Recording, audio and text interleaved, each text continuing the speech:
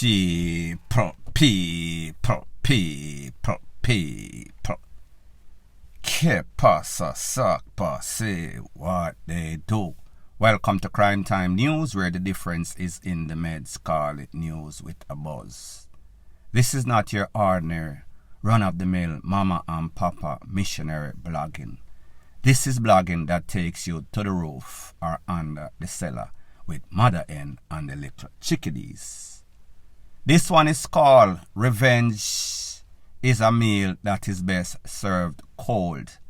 Cold being the operative word, meaning DEAD, at, or, before, or after, a FUNERAL.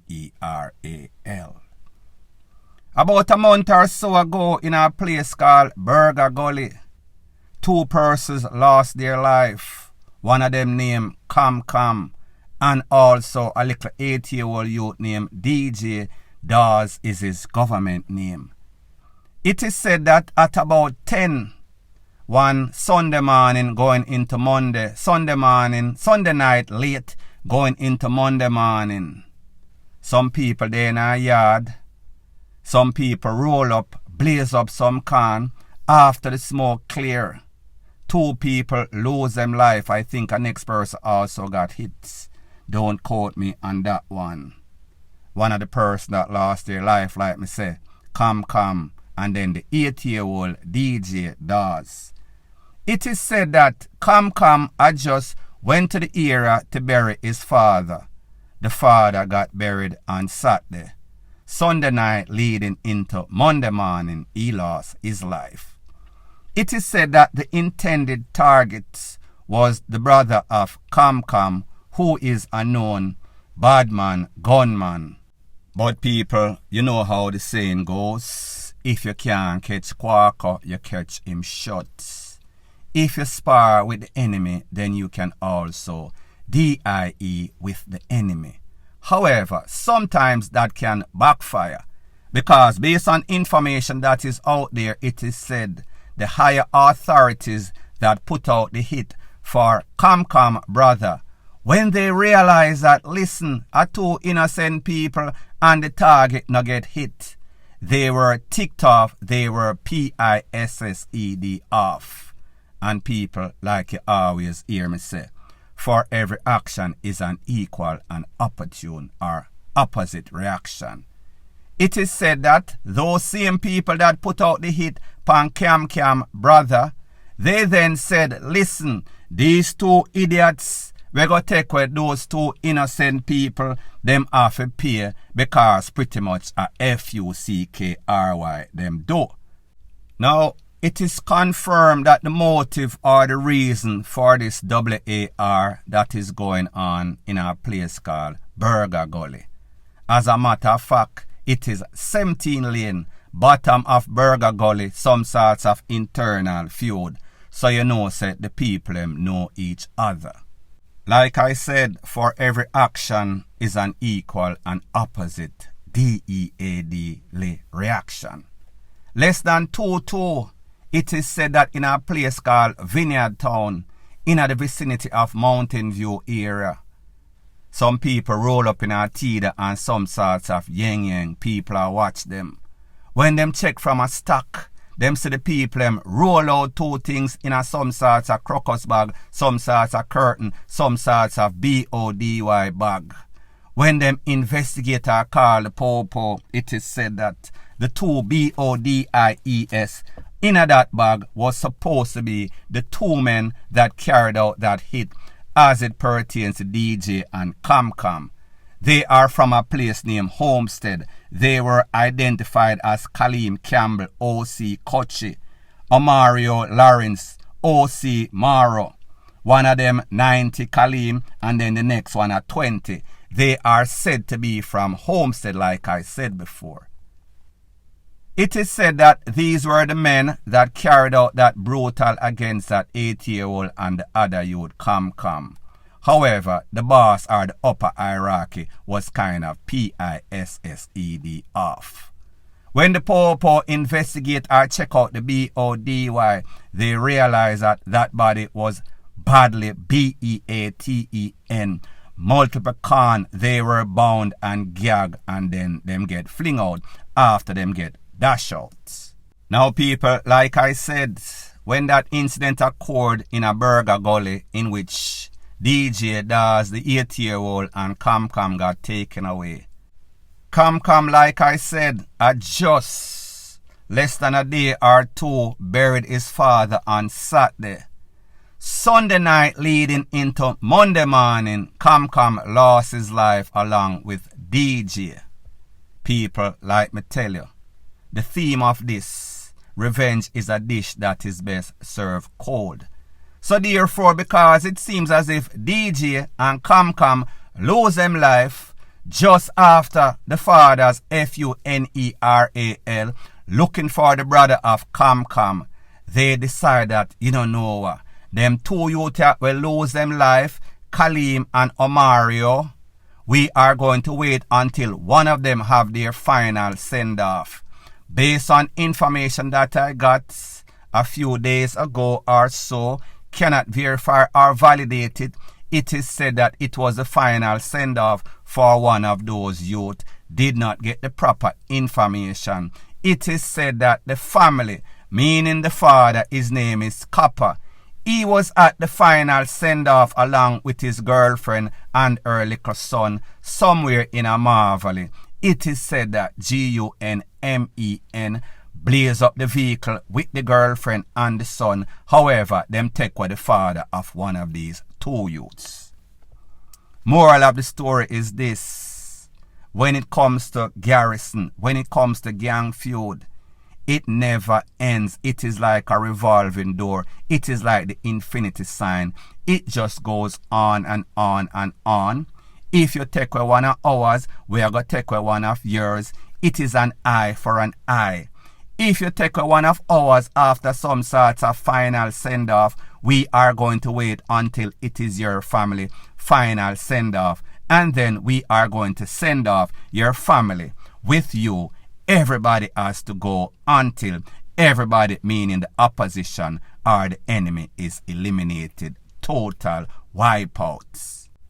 Another very important bit of information about this. These two youths from Homestead, yes, they got a hit. They were sent on a mission. However, it seems as if they did not follow the directives of the mission.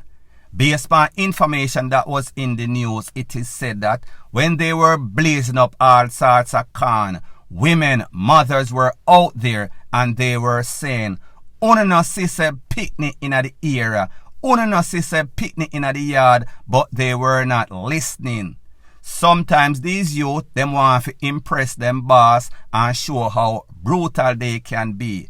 However, sometimes when you take away innocent people as in picnic, even some of the most evilous dance amongst them have some sorts of heart. So therefore, if you do not follow, if you try to impress them, sometimes you will get their love and get their approval. Sometimes you will get their disapproval. It seems in the case of Kaleem Campbell, Kochi, and also Amario Lawrence Maro, they did not get the approval from the people in the upper hierarchy. So obviously it seems as if it came back and it haunted these two youths. It bite them upon the ASS, and now they are ASS out. So even in the brutal warfare that is called gangsterism, it seems as if there is such a thing that is called over, KILL, point blank and period. Further on in the news, it is called LA Lewis is back at it once again. And this is based on a video that is making its round on social media, wherein he drove on the opposite side of the road, the soft shoulder. So therefore he came from his lane, the left lane, passed the right lane and went on the soft shoulder, which is the little curb in which you are not supposed to drive. It is made for emergency vehicle, talking about popo or ambulance, should there be any sorts of accident. Now people, if you remember, maybe about a month or so or a couple of months ago or so, he was arrested before when he pretty much run the toll booth, did not decide to pay.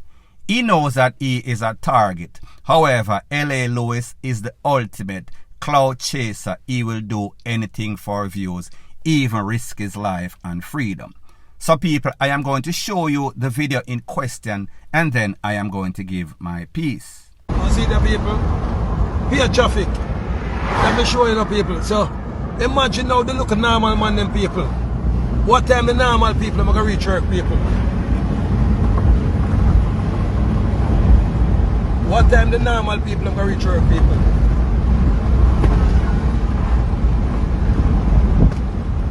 See, so you have to drive for that thing called the soft shoulder now people. You understand? Disclaimer before I proceed. This is not something you should try when you're at home or even worse, on the road. Like you hear LA Lewis says, he is not normal, he is special. Him kinda mad, him sick and him head not really 100%. So I must show you what he do to avoid any sorts of traffic. And I am telling you what not to do if you want to reach into the fast lane to the afterlife. Anyways, it was on social media. I even posted it in my group.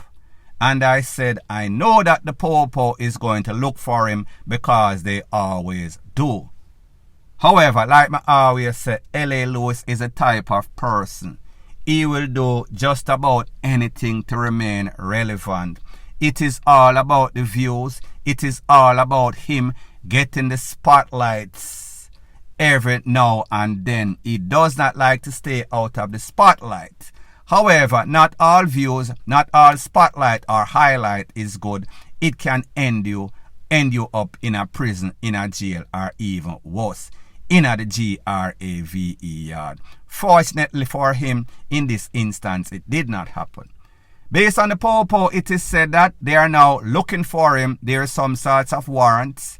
They went to 2 separate locations, one location in a St. Catherine, one location in a Kingston, St. Andrew. It is even said they spotted a vehicle which they thought was his. Him run out of the vehicle, take for himself, them seize the vehicle. They are looking for him. When LA Lewis do stuff like this, it is called risk reward. He knows that at best or at worst, he is probably going to get a little fine. They might seize him driver's license. However, that will only give him incentive to drive without some sorts of driver's license. And remember, this is the man that claims that he flies on his driver's license to go overseas, UK, USA, Canada, wherever. So therefore, do you think that it is going to stop LA Lewis in the land of lawlessness to drive his vehicle without a driver's license, even if it is suspended or revoked? People, let me know what you think in the comment section. Point blank and period. Further on in the news, the person that you see on the screen, his name is Stephen. He's from a place called Kitsentown that is in Dover. He has been missing from Saturday. Today is Sunday, so therefore 24 hours. It is reason for concern when we say little picnic missing them teenage girl. A lot of time them end up in a them man yard. The parents don't know what is going on. However, whenever we see an adult missing for more than 24 hours, it is usually reasons for concern. Based on the recent history, these people are never usually found alive. I am not going to put any sorts of goat mouth upon this youth because I don't know the circumstance. But me just say, the picture there on your screen, this is him right here. If you see him, contact the Popo station in a Kitsentown, in a Dover, or whichever Popo station, if you have any sorts of information pertaining to that. So anyways, people, thanks once again for checking out my video. If you appreciate videos like this, please show your appreciation by liking, commenting, sharing and subscribing to my channel. That is how YouTube promotes videos like these to like-minded, sensible persons like yourself. Bless up.